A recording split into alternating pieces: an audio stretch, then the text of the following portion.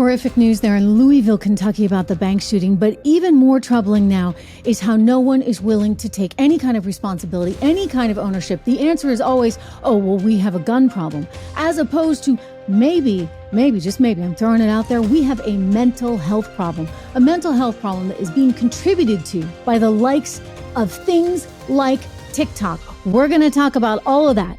Meanwhile, this poor swimmer, this young woman who deserved to win, but was beat by a biological man. I'm sorry. People don't even believe her that she was assaulted, held in a room there at San Francisco State University. They're trying to say it was a peaceful protest. It certainly was not peaceful when she's the one that is the victim. Maybe peaceful by their standards because none of their people were hurt. We're going to get into that just as we learn that Bud Light made a very deliberate move in hiring this transgender Dylan Mulvaney because it's all about changing its image, being more current. I can tell you, you are not going to win over women and you are certainly not going to win over men with a campaign like that. No. Plus, Michael Guyad is on the show from the Lead Lag Report. We're going to get into the economic challenges this nation is facing. I told you just yesterday, amazing numbers in the Trump poll showing that millennials are actually his strongest base of support. Now, I bet you never would have thought that, right? One of the reasons is because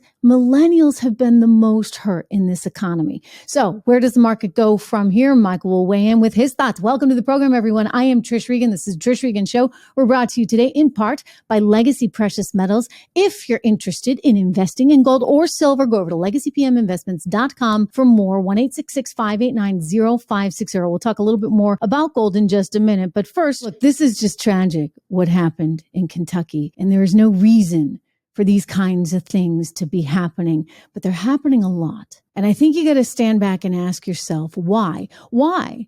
Given that the Biden administration has apparently done more than anyone to control guns, as Karine Jean-Pierre, the spokesperson for the Biden administration, so conveniently pointed out in her press conference. Listen. The president, in his first 2 years of the administration, has done more executive action than any other president when it comes to gun violence, when it comes to stemming gun violence, when it comes to protecting our communities, our schools, and so he's taken action. He's taken action over and over again. If Joe Biden is doing so much on gun control, why doesn't anyone ask themselves, maybe it's something else? Maybe it's not just about legislation to protect everyone from guns. Maybe it's something else fundamental in our society right now that's going on.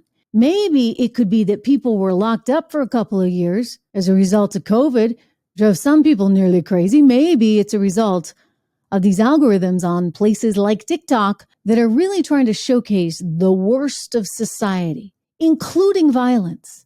Remember, there was that article by the New York Post reporter who posted as a 13-year-old boy, and she went on TikTok, and what did it immediately feed her? But lots of sex and lots of guns. And not guns being used responsibly. Okay, so there's no responsible pattern here. Meanwhile, you got the transgender stuff going on, which again, I question, like, what is this really about? I'll tell you, you go through history, and I was a history student by training academically. You look at history and you look at civilizations, and when have they kind of peaked? You know, you've heard me joke about France before, like, you know, they get good food, but that's about it. We certainly don't want China to become the next USA and us to become France. Well, think about where we are as a society, where we're getting too sophisticated for our own good, kind of like France. Throughout history, you've seen this over and over again, where there's an attempt to almost feminize men. In the feminization of men, if you look back through ancient times in ancient Greece, if you look through the fall of Rome, what you consistently see is that there is a kind of sophistication that's adopted that almost seems feminine in nature. And if you look at the art even, you see that the art starts to change. In ancient Greece, from the earlier days where somebody was really strong and big and mighty to a much more relaxed kind of pose. And you have to say to yourself, what is really going on? And if I'm China, By the way, and you know China wants in right here. They want to embed themselves into our country. If I'm China and I'm trying to embed myself into the United States of America in a way that could cause harm, who needs Fang Fang hanging out with Eric Swalwell when you can go straight to the heart of American society, destroying it from within with none other than TikTok? Think about that. You can feminize men.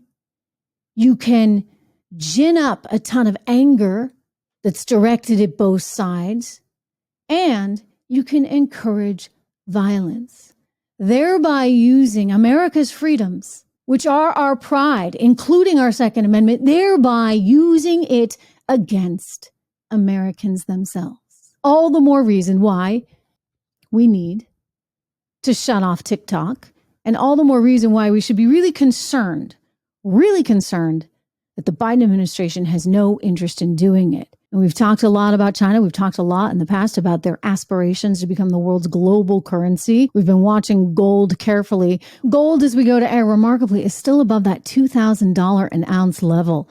It's pretty incredible. I've told you before, I was kind of surprised by this. And by the way, Legacy Precious Metals is our advertiser, the first advertiser actually to ever sign up for the Trish Regan show. So kudos to them for that. And my thanks to them for that. LegacyPMinvestments.com if you want more information. LegacyPMinvestments.com. You can actually buy and sell gold and silver right there on their platform. Very interesting platform. I signed up for it myself. It was pretty easy, not very hard. And the transparency of it is pretty cool because you can see gold prices, spot prices. You can see what it would take to buy the stuff and get it sent right to your house or to your safe deposit box, or to keep it in a gold depository. Anyway, LegacyPMinvestments.com, 1-866-589-0560. I preface this by saying they are our advertiser, but gold prices have really been on an uptick. They've just soared in the last several months. And it's remarkable to see. As I said, I would not have expected to see over $2,000 an ounce at this point in time. And so I think it's an important indicator to watch. Coming up, Michael Guyad is here on the program today, and he's got all kinds of indicators. He loves indicators. I've known Michael a long time, and he watches a lot of different things. So if you're someone who's into the Baltic Dry Goods Index or into lumber prices, Michael's going to have a theory on what it means for your investing. Learn. Always learn. The onus is on us as individuals at 1-866-589-0560. Anyway, again, we've got a lot of problems going on. I would say the mental health problem is a massive epidemic that nobody really saw coming. But it's here right now. And I think it bubbled up after COVID. It was compounded by the likes of TikTok. And now, as we look at this sort of woke society that wants to embrace it all, you have to question where we are as a civilization. When somehow the biggest brands in America think it's more important to showcase a man dressed as a woman than to actually showcase a woman. In the case of Bud Light, the woman who is in charge of marketing, woman, by the way, who is in charge of marketing, she must have thought that this would appeal to other women. I guarantee you it's not going to appeal to anyone. By the way, like, you want to fix things over at Bud Light, make a better beer. All right. I mean, the beer, it's awful. Like, let's just be honest. Man to man, woman to woman, it's a terrible beer. But her idea is, well, I've got to somehow bring this Bud Light into a more diverse community. So she's going to go after the 0.01% of the population, which, by the way, is probably a whole lot more now because it's like the cool thing to do, right? If you want to be one of the cool kids, you suddenly start dressing like the opposite gender. She wants to bring it in to a more inclusive community by hiring a transgender to market her product, who, by the way, probably doesn't drink beer. And I'm betting most of the transgenders don't drink, but nobody drinks this stuff. All right. So she doesn't want the frat audience anymore that apparently drunk it. Well, you know, I mean, I hate to present marketing 101, but look, as a pure, simple capitalist, I'll tell you this. Capitalism would dictate that you want to appeal more to your brand. And sure, you want to grow it, but you don't grow it by alienating the very customers, the very people that brought you to the dance. Nike doing the same. I'll say this as a woman. I am offended by Nike. I am offended because somehow they have no appreciation for what a sports bra, the company that's making the sports bras, is actually supposed to do. A sports bra, you see, is meant for women who have certain body parts, right? Like we get these things, all right? We get a chest, we got boobs, right? We have breasts. And because we have these, it makes it harder to run a race, to play sports. And so what does a sports bra do? It kind of like sucks them in and makes it easier for you to run really fast and do all those fun, sporty, athletic things. But they're choosing somebody who obviously does not have these body parts to sell a piece of clothing designed to help somebody with these body parts. You understand how totally insane this is getting and how insulting it's getting. I mean, Nike is totally dumping on women, and we as women should vote with our dollars. No more Nike clothes, no more Nike tennis skirts for me, no more Nike shoes for me. I'm done. Okay, I want to turn to another story right now because this is important. The IRS is coming after you. I would suspect they're going after everyone right now because they just got this big infusion of cash and they're hiring 30,000 new agents because they get to revamp how they're going after. This is the same group that wanted to get access to your checking account. When I say your checking account, I mean it because they were checking accounts for everyone. If you had more than $600 worth of transactions in your checking account, the IRS wanted to take a peek. It makes me concerned for the country, concerned for conservatives. Because the last time I remember the IRS doing some funky stuff with conservatives was actually under the Barack Obama administration. Remember Lois Lerner? Remember how the feds were trying to go after Tea Party conservatives? I mean, when you think about the infusion of new IRS agents, you combine it with what just happened to Matt Taibbi, the reporter who, by the way, was well known for his liberal stance until he happened to get the scoop from Elon Musk. Now he's persona non grata. The IRS showed up at his doorstep on the morning that he was set to testify before Congress. I mean, that's kind of scary stuff. You think about Jim Rosen, the Fox News reporter who had the Barack Obama administration spying on him, or Cheryl Atkinson, who was at CBS News at the time, and she has said they went after her as well. So when you consider that they're hiring all these new IRS agents, I think it's worth also considering, are they after you because of how you are registered to vote? If you are a registered Republican, are you now more on their radar? And I think people are considerably, understandably nervous. Now, I'm not saying anybody should not pay their taxes. Look, you got to pay your taxes as part of being an American, right?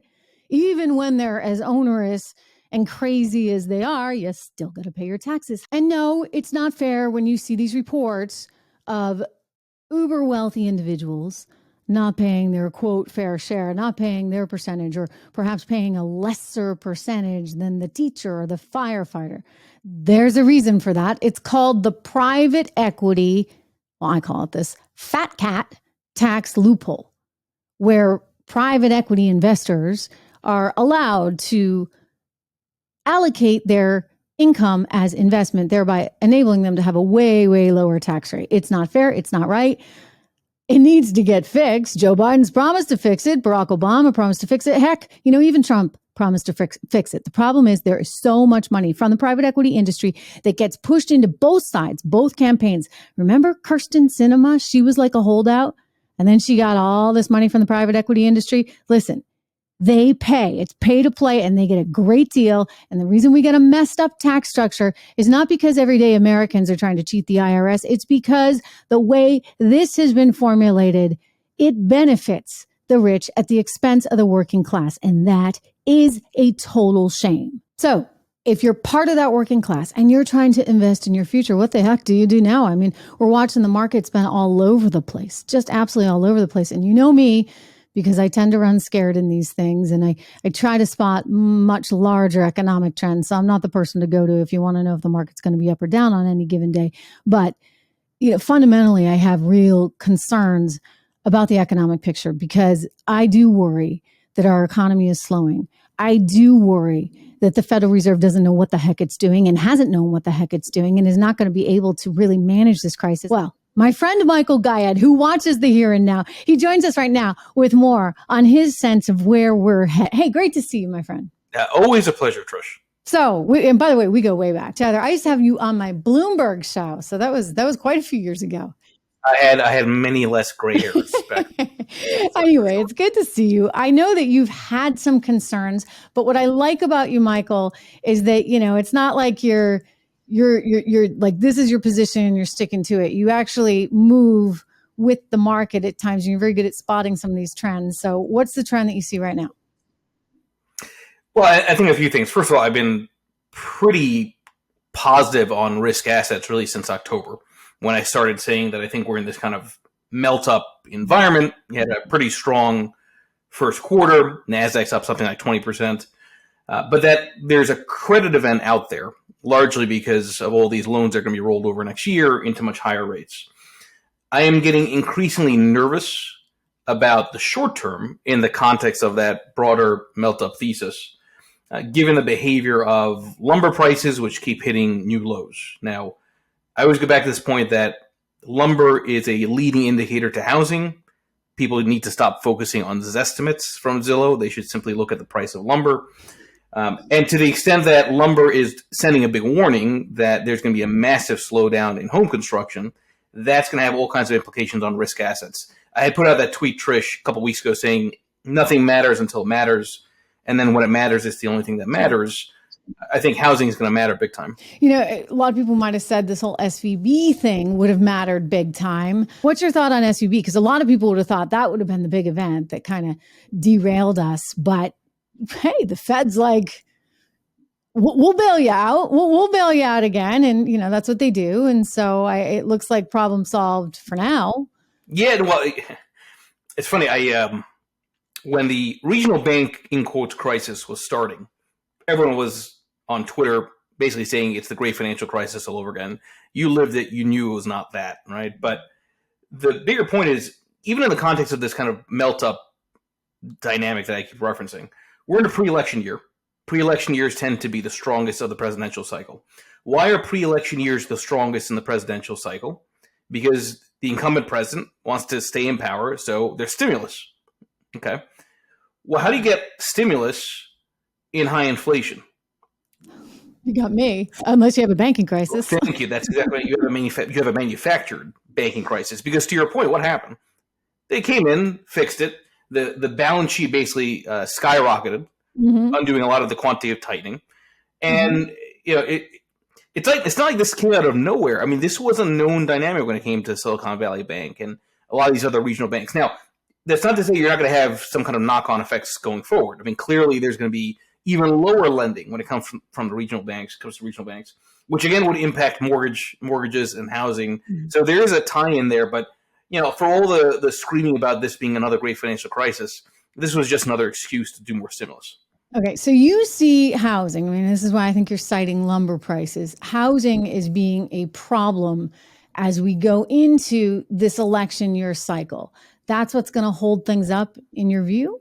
Well, I think that's what creates a lot of credit contraction. So look, keep in mind, mortgage rates spiked in a seasonal period where most home transactions don't take place in the fall and winter periods. So now you're going to have elevated mortgage rates into spring and summer. Most people outside of our industry are not really aware of just how bad the cost of capital has gotten when it comes to buying a new home, right? So they're going to know when they start to actually try it. So I suspect that the sheer number of transactions coming down the pipeline and the realization that housing is probably going to break down might cause a bit of a panic in those that are believers in the idea that housing is a driver of the economy. So from that perspective, I do think there's a big risk that the Fed overshot, that mortgage rates are going to be the ultimate thing that drives disinflation, maybe even a period of deflation. And lumber is clearly telling you that message, given that it's at new lows. Whoa. So you think inflation's going to come way down, right? Am I hearing you right? Because I mean, I've talked about stagflation where you have high inflation and low growth, where you're talking about something different. You're talking about inflation coming way down because the housing sector is going to get pretty beaten up because people can't afford as much home. And that's going to then have the ripple effect on the whole economy, which, by the way, going back to 2008, you mentioned that's exactly what happened. And it led to a credit crisis. Hopefully we have enough mechanisms in place not to have, a repeat of that movie all over again. But it could certainly slow the markets, in your view, the equity markets. Yeah, I think you articulated it, pretty much perfectly. I mean, that is the playbook. And listen, a lot of the CPI is rents. I mean, this is what's keeping inflation elevated, right? And believe me, if for all the talk about a low unemployment rate, all that gets undone if suddenly people start saying, maybe I should unload the fourth and fifth home that I put on Airbnb that's now becoming an Airbnb bust. That's crazy. Right? I mean, you think about all the crazy things that have happened. And that's pretty nuts that people were like, okay, let me go buy a house so I can Airbnb it. The whole last decade has been completely insane. I mean, the Federal Reserve doing zero interest rate policy when they never needed to. Federal Reserve doing QE3 when they never needed to. All the experimental nonsense that they did, all the powers that they took post-COVID. It really is remarkable. And all this stuff will get resolved over time. You can't undo all of the shenanigans from just 1 year of stocks and bonds collapsing. You have to undo it with more pain. So thanks, Fed. I mean, you and I have had this conversation for more than a decade now, because they usually start the problems, then they're there trying to fix the problems, but the fixing the problem becomes a whole other problem onto itself. With all that in mind, what are you thinking of, like sector-wise? What are you liking? What are you not liking? With the assumption, and let's go with that. I don't know what your timing is, but you're thinking as we go into the next 6 months or so, that we're going to start to see a contraction in the economy, possibly like a really coming down on inflation, which is not a good kind.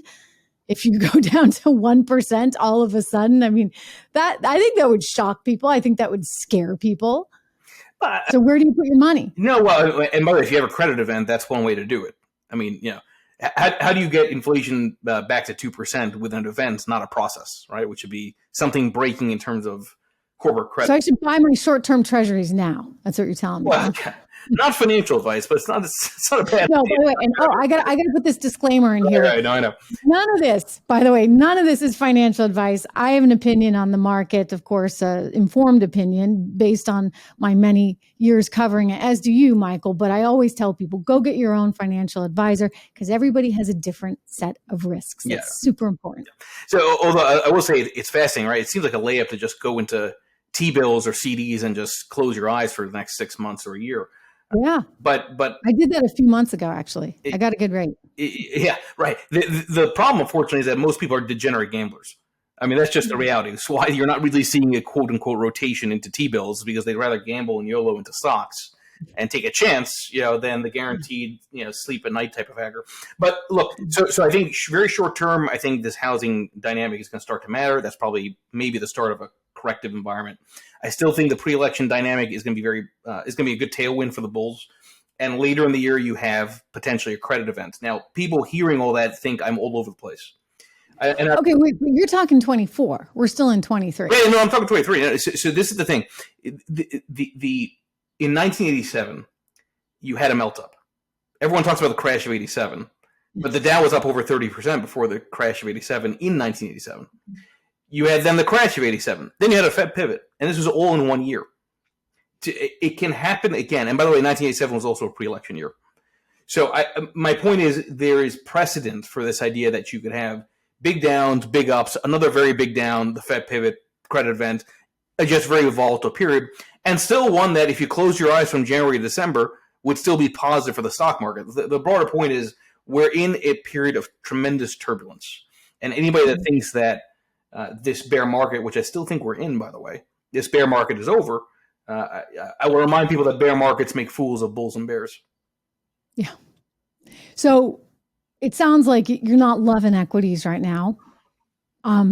You sound maybe okay with short-term treasuries, but your fear is that interest rates will have to come down as we go into this very challenging economic scenario. You just have too much demand for them because people, walk me through that. I still kind of worry that you're going to be looking at high inflation and low growth.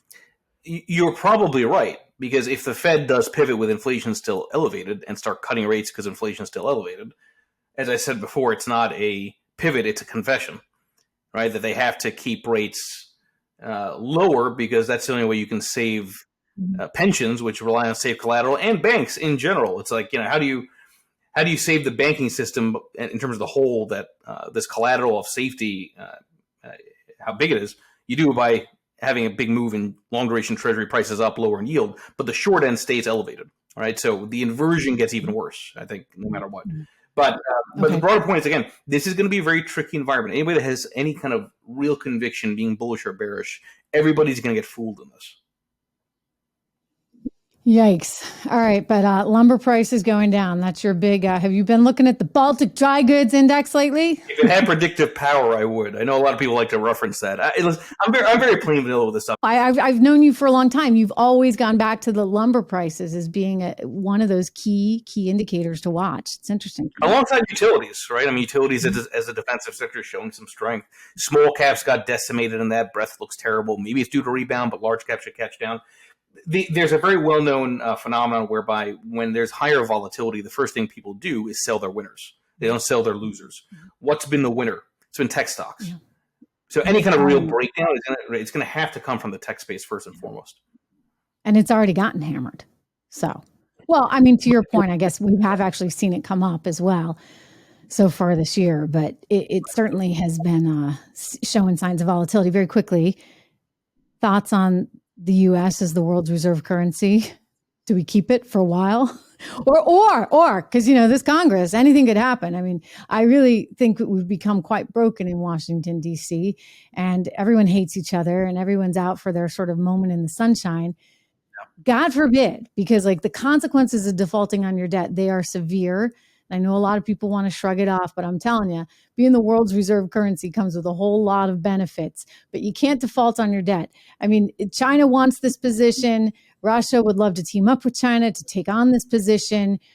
It's under threat. How much longer do we keep it? Hopefully past our lifetimes, because to your point, it's going to be absolutely terrible if it ends up losing that status, because then what are you going to do as far as the Congress and spending? You're not going to be able to print it that easily. But I have to tell you, the death of the dollar stuff, which I get it. There's been a lot of headlines around, things that are settling in other currencies.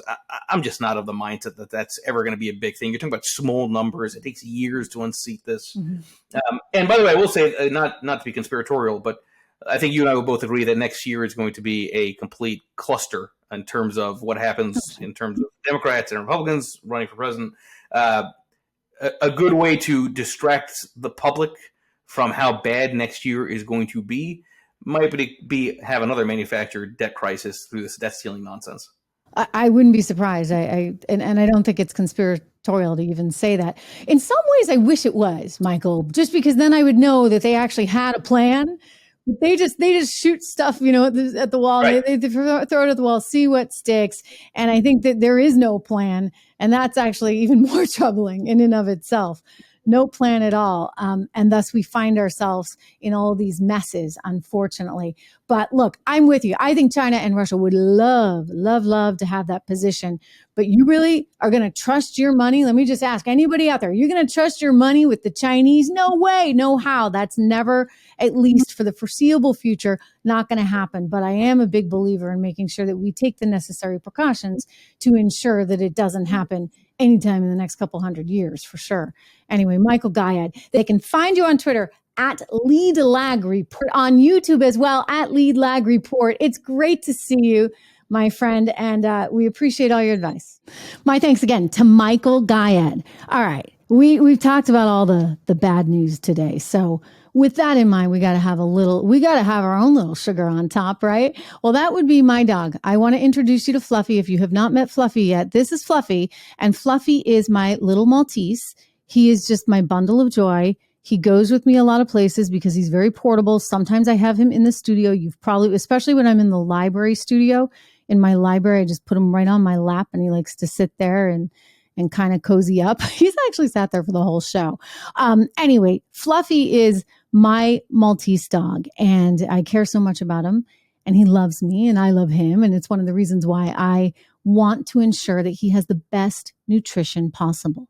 This is why when I met Dr. Dennis Black, I knew that this naturopathic doctor, he was on the right path to making sure that dogs have the best nutrients. Look, it's not easy, right? To feed a dog. You want to make sure they can't talk to us. They can't say anything. Like, I don't know. I had to figure out that he had allergies all on my own because he's not telling me. I can just tell from his behavior. And in doing that, I went through a whole elimination process. We finally figured it out. It was chicken that was an issue, and he was getting earaches because of these allergies. But now this has been solved. I improved his diet. I know it's not easy. And I began giving him rough greens after talking with Dr. Black. So I'm thrilled that Dr. Black is an advertiser on this program because I am thrilled to be able to tell you about what has worked for my dog in hopes that if you have a dog, and by the way, you should, they are just truly, truly, truly wonderful companions.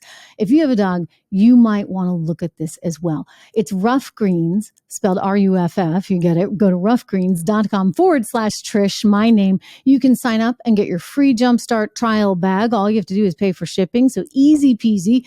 Go to, again, roughgreens.com/Trish and sign up. Jumpstart trial to be at your house in just a couple of days. And it's worth giving it a shot because I think you'll see a difference.